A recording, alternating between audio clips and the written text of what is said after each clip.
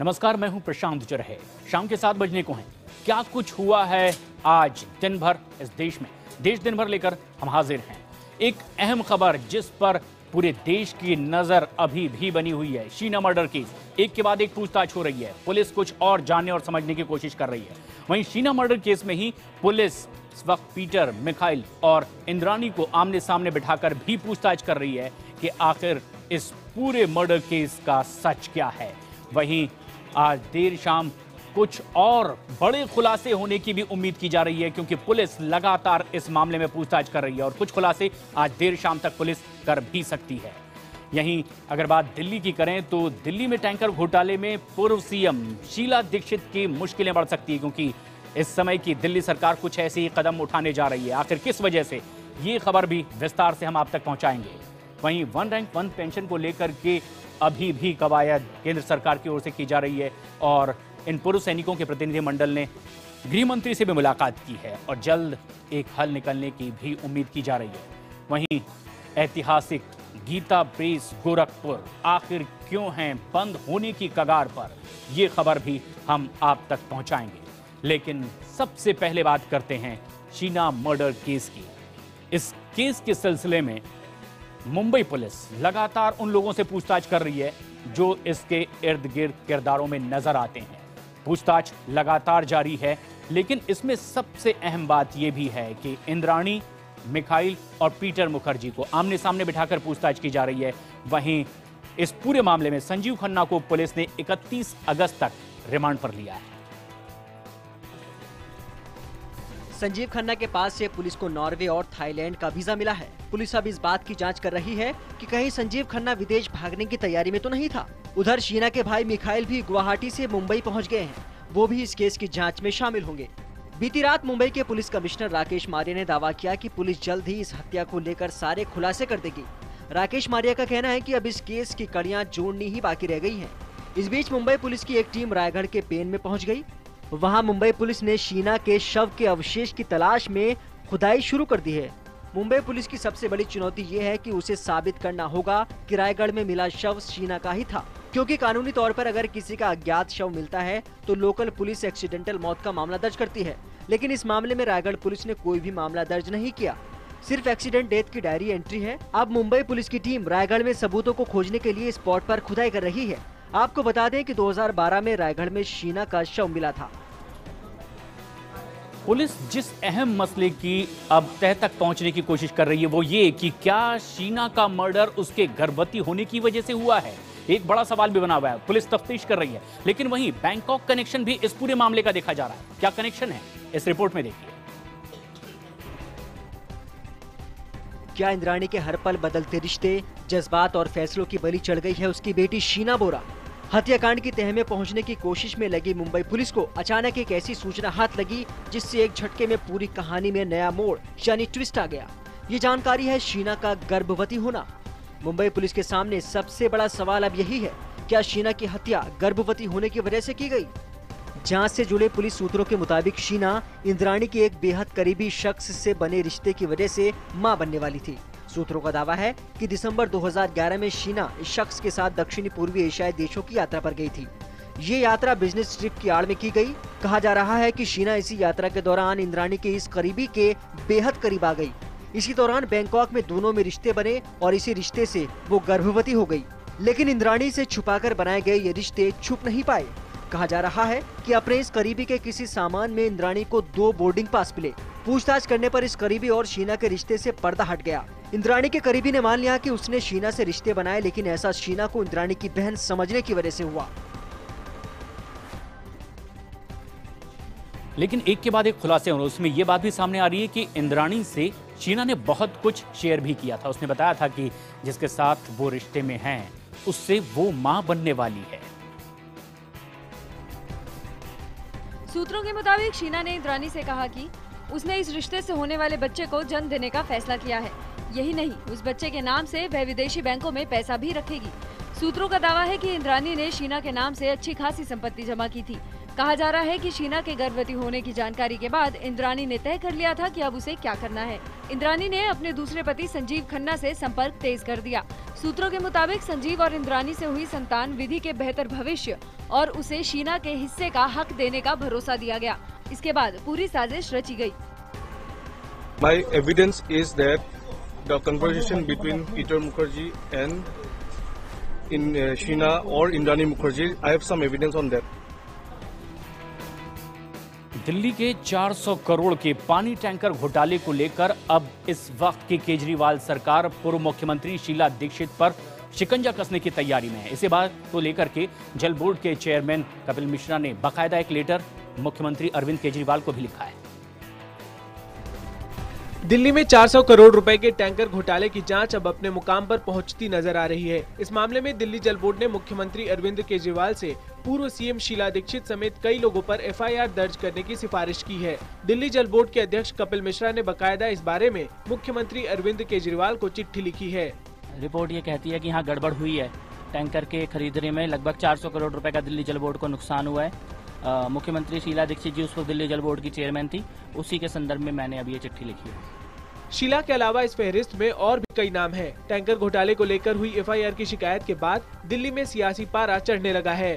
Tanker घोटाले का तथ्य और प्रमाण मिल रहा है, उसके कागजात हैं, तो निश्चित रूप से कार्रवाई होगी। इसमें कहीं दो राय होनी ही नहीं चाहिए।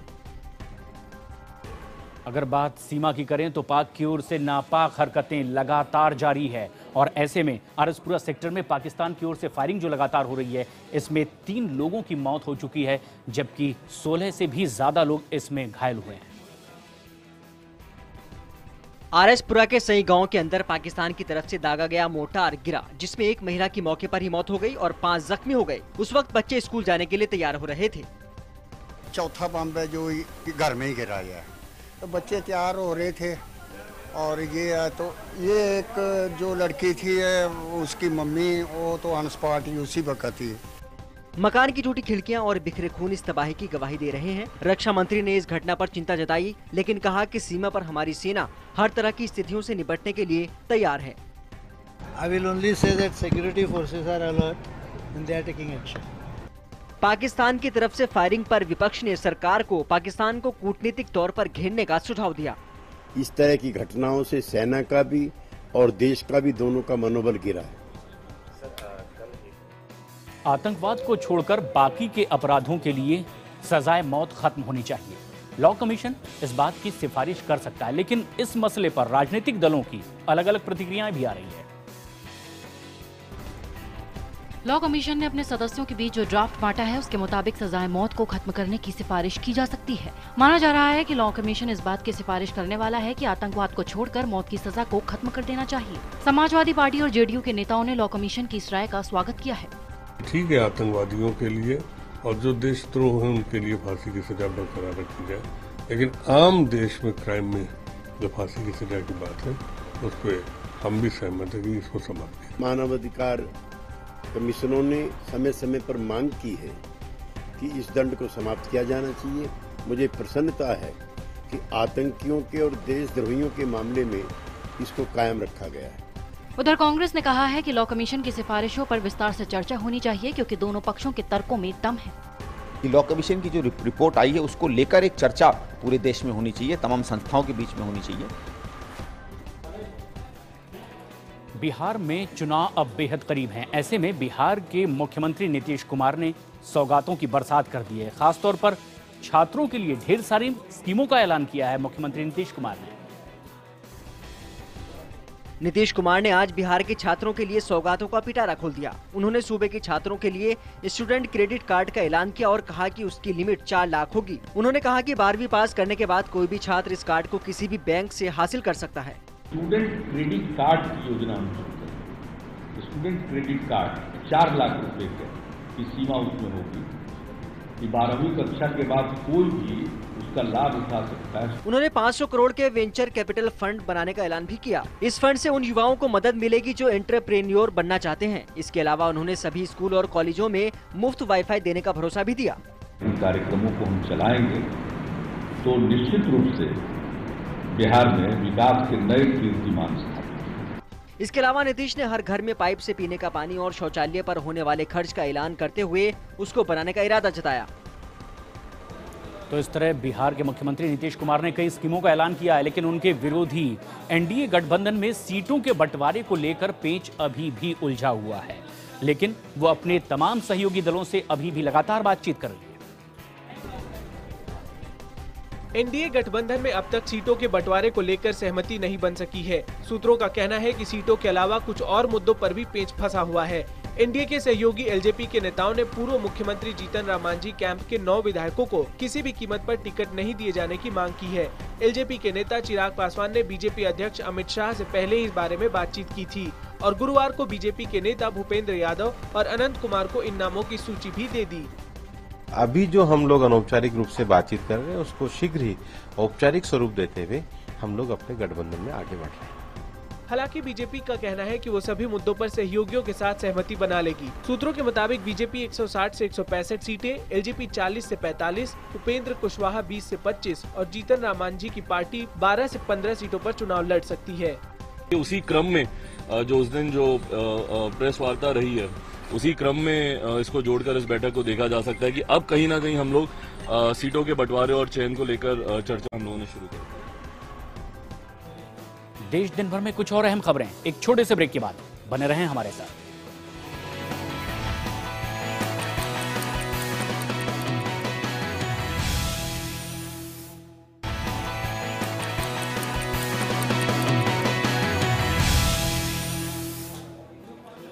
वन रैंक वन पेंशन को लेकर के विरोध प्रदर्शन पूर्व सैनिकों का अभी भी जारी है। सरकार बातचीत की लगातार कोशिश कर रही है, लेकिन इसी कड़ी में पूर्व सैनिकों के प्रतिनिधि मंडल ने आज गृह मंत्री से भी मुलाकात की है। लेकिन उधर पूर्व सैनिकों ने साल 65 के जीत के जश्न वाले समारोह का बहिष्कार करने का भी फैसला किया है।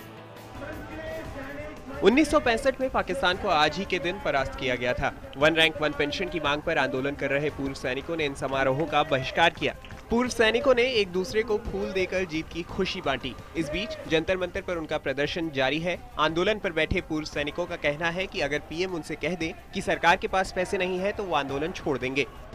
हम दुखी हैं, गुस्से में हैं और आज जो रक्षा मंत्री ने बोला है हमें बहुत ज्यादा दुख है। अगर उसका आज कहना कि कोई गैप है और डेट नहीं दे सकता, मुझे बहुत दुख है। उधर रक्षा मंत्री मनोहर पर्रिकर ने कहा कि सरकार सैद्धांतिक रूप से सैनिकों को यह हक देने को तैयार है। किस तरह से देना है इस पर विचार किया जा रहा है और उचित वक्त पर इसका ऐलान कर दिया जाएगा। इन प्रिंसिपल अप्रूवल प्रधानमंत्री ने 15 तारीख को डिक्लेयर कर दिया। अभी प्रधानमंत्री जब उसमें खुद उनका ऑफिस खुद ध्यान दे रहा है तो मुझे लगता है कि यही दिन, इतना दिन दे दो, ये करो, इससे काम नहीं होगा। वो सॉल्व करने की कोशिश पूरी जाए। वन रैंक वन पेंशन को लेकर पूर्व सैनिकों के एक प्रतिनिधिमंडल ने गृह मंत्री राजनाथ सिंह से भी मुलाकात की। गुजरात में आरक्षण आंदोलन के बाद आरक्षण के मसले पर एक बार फिर से बहस छिड़ गई है, लेकिन पाटीदारों के नेता हार्दिक पटेल का कहना है कि सरकार से इस वक्त उनकी कोई बात नहीं हो रही है। कई दिनों की हिंसा के बाद अब गुजरात में शांति है, लेकिन कई इलाकों में अब भी तनाव बरकरार है। गुजरात हाईकोर्ट ने श्वेतांग पटेल की हिरासत में मौत की जांच सीआईडी से करवाने का आदेश दिया है। गुजरात में पटेलों के आरक्षण को लेकर घमासान मचा हुआ था। पटेलों के नेता हार्दिक पटेल ने साफ कर दिया है कि इस वक्त सरकार से उनकी कोई बात नहीं चल रही है। गवर्नमेंट से कोई बातचीत हुई नहीं, अभी तक नहीं हुई और मुझे लग रहा है हो भी नहीं रही, होगी भी नहीं, वो शायद मुझे लग रहा है। उधर कांग्रेस नेता मनीष तिवारी एक बार फिर से आरक्षण पर बहस की मांग कर रहे हैं। उनकी दलील है कि इतने सालों में बहुत कुछ बदल गया है। खुली चर्चा होनी चाहिए कि 21वीं सदी में आरक्षण प्रासंगिक है कि नहीं, और अगर आरक्षण प्रासंगिक है तो आप पटेलों को भी दो, ब्राह्मण को भी दो, भूमियार को भी दो, राजपूत को भी दो, क्योंकि पिछले 67 साल में तो ये असली पिछड़े हो गए हैं, और फिर आप मुसलमानों को भी छोड़ रहे हैं। गोरखपुर का ऐतिहासिक गीता प्रेस अब बंद होने की कगार पर है। बताया जा रहा है कि इसकी वजह मैनेजमेंट और कर्मचारियों के बीच की लड़ाई है। गीता प्रेस प्रबंधन ने 17 कर्मचारियों को निलंबित कर दिया, जिसके विरोध में कर्मचारियों ने काम का बहिष्कार कर दिया। नतीजा ये हुआ कि धर्म ग्रंथों की छपाई का काम बंद हो गया है। गीता प्रेस सिर्फ प्रकाशन गृह नहीं है, बल्कि ये उत्तर प्रदेश समेत देश की धरोहर है। गीता प्रेस में छपने वाली किताबें करीब हर घर में पाई जाती हैं। सस्ते दामों पर धार्मिक किताबें यहाँ पर लंबे समय से छपती रही हैं। यहाँ से प्रकाशित होने वाली पत्रिका कल्याण में उस वक्त के तमाम साहित्यकारों के अलावा राजनीति की महान हस्तियां भी छपती रही हैं। अब हड़ताल और तनातनी की वजह से यह ऐतिहासिक प्रेस बंदी के कगार पर है। जरूरत इस बात की है कि इस धरोहर को किसी तरह से बचाया जा सके। देश दिन भर में फिलहाल इतना ही। ब्रेक के बाद 7:30 बजे देखिए राखी का रक्षा सूत्र दाती महाराज के साथ। फिलहाल मुझे इजाजत दें।